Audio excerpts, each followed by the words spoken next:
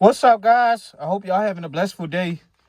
So one of these guys in the NBA rubbed me the wrong way this past week. They rubbed me the wrong way with their quote, and it's D'Angelo Russell. So he quoted from Brooklyn Nets beat writers, "I'll never take being able to play basketball freely like this for granted again." So for people that don't really understand what he's saying, don't really get where he's coming from, I'm gonna try to help y'all read between the lines. So you know what he's trying to say? In layman's terms, basically he just trying to launch threes all day. That's all. Go launch threes. He don't want to play in the system. He don't even want to play within the system. He don't want to play defense. He wants to shoot 6 foot for 19, probably come out with 12 points, shoot 3 for 9 from 3 point, and just pray for a win. And 9 times out of 10, they're not gonna win because he's on a bad team. He don't want nobody telling him nothing. He don't want nobody reprimanding him nothing. A lot of these guys are so arrogant, guys. And I notice the guys that's very arrogant are always the players that think they're better than what they are. D'Lo, you've had 7, 8 years to prove to these people that you're worth the money as a top 10 point guard. And you have not proved it enough.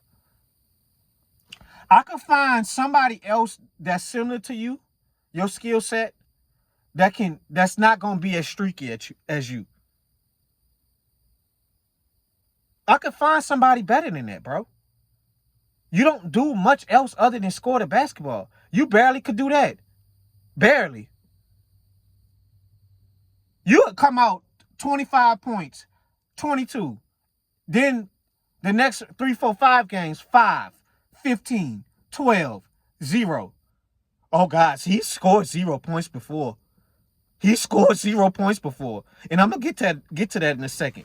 So his numbers on the season this year is 41% shooting from the three. 41% shooting from the field, 34% from the three.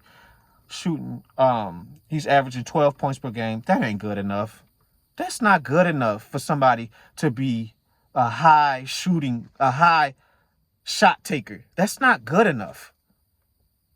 You need to be shooting probably 36, 37% from three, probably 35. And you need to probably be shooting 45% from the field and more.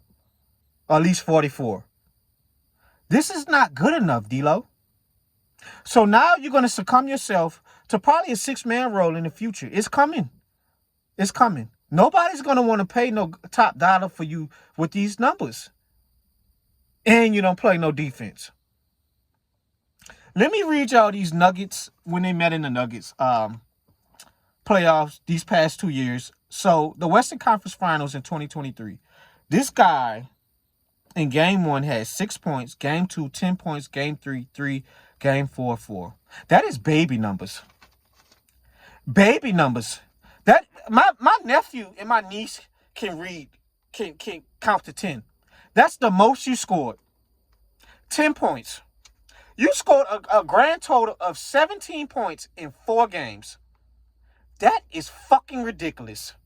And I'm sorry for cussing, but it really irks my nerves how arrogant these guys is. If I'm these teams and you're in my office asking for top dollar, I'm just gonna read this to you. You want me to pay you close to a max contract for this? Brother, you was running cardio. Then you met the Nuggets in the first round of last year. He was a little bit better. Game 1, 13 points, 6 for 20. Game 2, 23 points, 8 for 16. He shot 50%. That's good. Game 3, you remember that 0 points he usually has? He had that. He had that in Game 3. He didn't do nothing.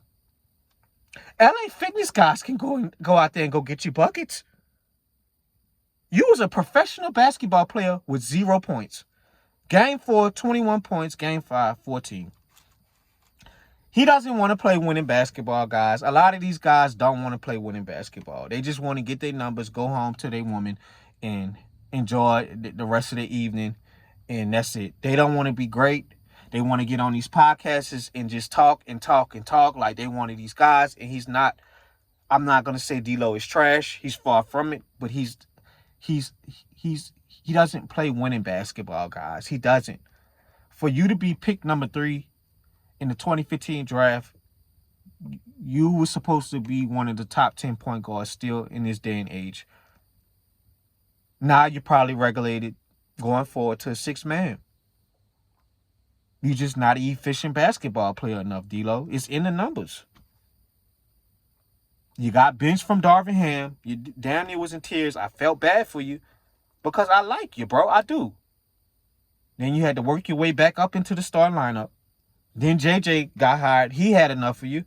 Brian and AD are frustrated. I see all the body language with AD. Anytime when you was missing him in the post, I saw it. A blind man could see that.